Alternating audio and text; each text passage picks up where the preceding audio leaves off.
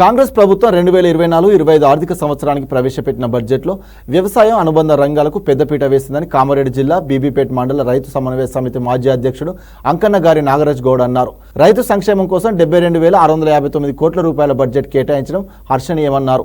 ఈ సందర్భంగా ఆయన మాట్లాడుతూ అన్నదాతలకు అలంబనగా నిలుస్తున్న ఏకైక ప్రజాప్రభుత్వం కాంగ్రెస్ అని కొనియాడారు. రాష్ట్రం ఆవిర్భవించాక ఇదే అత్యధిక బడ్జెట్ అని పేర్కొన్నారు.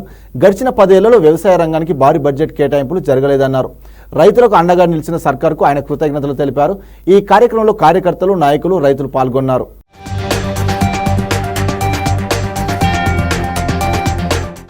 తెలంగాణ రాష్ట్ర ప్రభుత్వం గౌరవ ముఖ్యమంత్రి రేవంత్ రెడ్డి గారి సారథ్యంలో తెలంగాణ వ్యవసాయ రంగానికి పెద్దపీట వేసిందనడానికి 2024-25 బడ్జెట్లో పెద్ద మొత్తంలో నిధులు కేటాయించడం పట్ల రైతాంగానికి ఎంత అండదండగా ఉంటుందో కాంగ్రెస్ ప్రభుత్వం అనడానికి ఇదే నిదర్శనమని ఈ సందర్భంగా తెలియజేస్తున్నాం.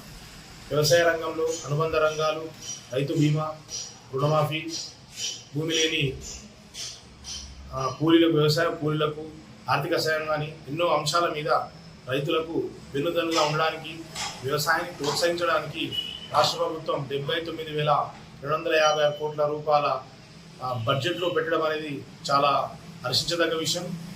గత 10 ఏళ్ల కాలంలో ఎన్నడూ కూడా తెలంగాణ రాష్ట్రం ఏర్పడ్డ నుండి వ్యవసాయ రంగానికి ఇంత పెద్ద మొత్తంలో బడ్జెట్ కేటాయించిన దాఖలాలు లేవు.